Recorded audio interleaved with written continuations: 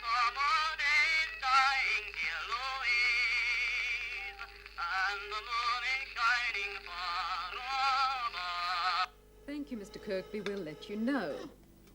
These days, it's nothing more than a valuable antique, but when this phonograph first hit the market in 1904, it and the phonographs that preceded it were part of a minor miracle.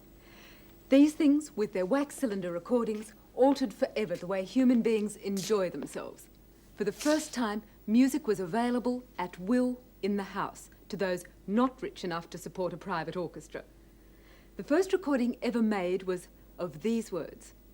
Mary had a little lamb, its fleece was white as snow, and everywhere that Mary went, the lamb was sure to go.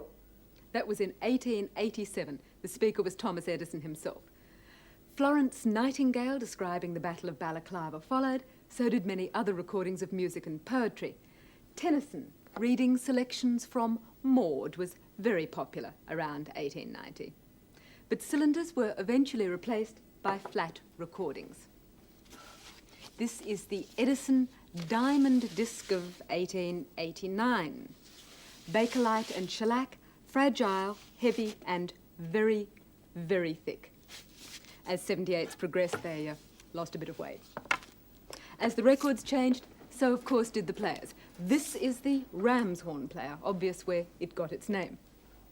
The sound is taken mechanically down here and then travels acoustically up the tube and out of the horn. No amplifiers or electronics there. Sometimes these ones came with bamboo needles that had to be sharpened after every single record. By the 1920s, this was the height of elegance. It had metal needles, literally needles, very sharp indeed, and a very heavy head. It also had to be wound mechanically. Electricity, of course, was the power source by the 50s when the gramophone and the radio shared a cabinet, making the radiogram. The microgroove long-playing record now began to dominate the market, and with minor improvement, it's been with us ever since. But isn't there something better?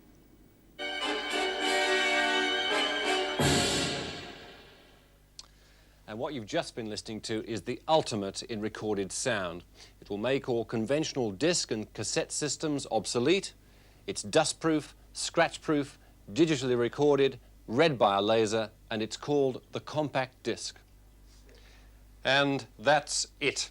The biggest revolution in the recording industry since the invention of the long-playing gramophone record, but this is no ordinary disc. Just 12 centimeters in diameter.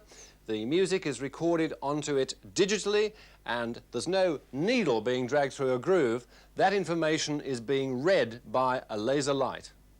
And this is the tiny laser that does all the work. A small low-power semiconductor which emits invisible infrared light and plays the record from inside out. Magnified 12,000 times, this is what the surface of the compact disc looks like. You can see the thousands of tiny pits and grooves which the laser has cut into a thin plastic sheet. When it's monitored or read off by another laser in the playback machine, the lengths of the grooves and the distances between them give varying light patterns, which are then picked up by a tiny diode. And unlike a conventional gramophone disc, this is totally proof against fingerprints and dust because the information is stored underneath a plastic film.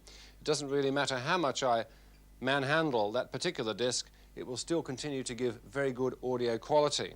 This is a one-sided disc. On the other side is simply the label of the record, and the record player which plays it is also surprisingly small and compact. That information is read by a laser from the underside. You simply place the disc in there like a conventional record player, and off you go. Introducing new technology in a popular market has its own problems. Take the battle between cartridges and cassettes.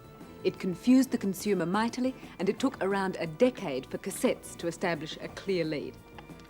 The big manufacturers have learnt from that experience. With the laser audio disc, two of the biggest, Philips and Sony, have united to produce compatible hardware. Half a world away from Holland, in Tokyo, Ian Finlay found that although their players looked different, The discs are exactly the same.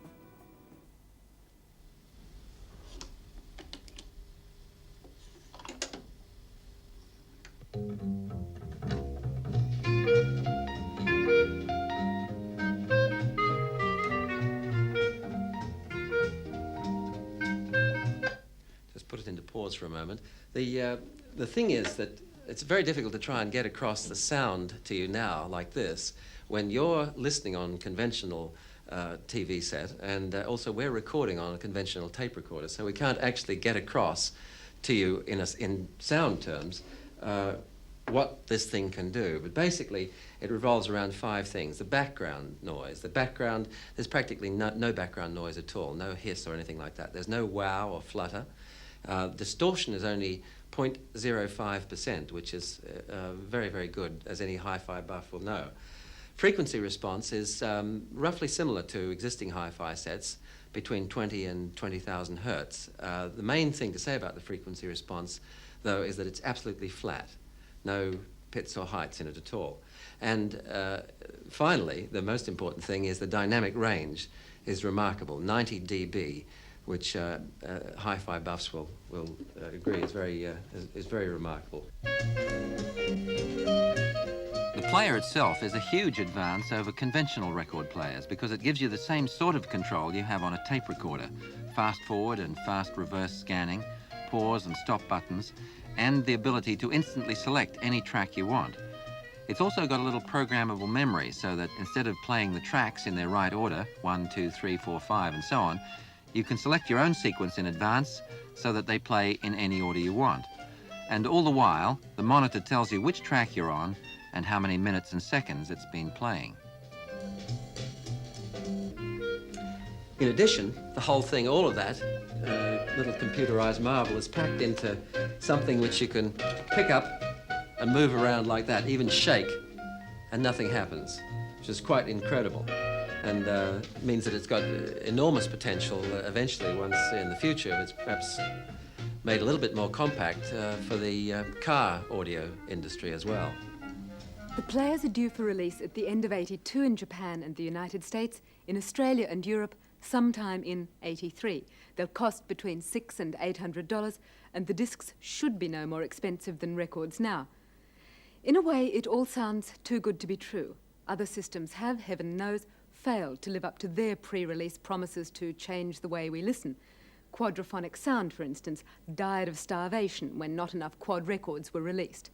But with compact discs, we're assured there will be a rolling river of material. 7 major record companies have already signed up to produce on the system. With hardware and software both lined up, compact discs may well rule the roost, at least until someone perfects a method of putting Beethoven's Ninth on a silicon chip. Don't laugh. I'm assured that that day, in fact, is not too far off.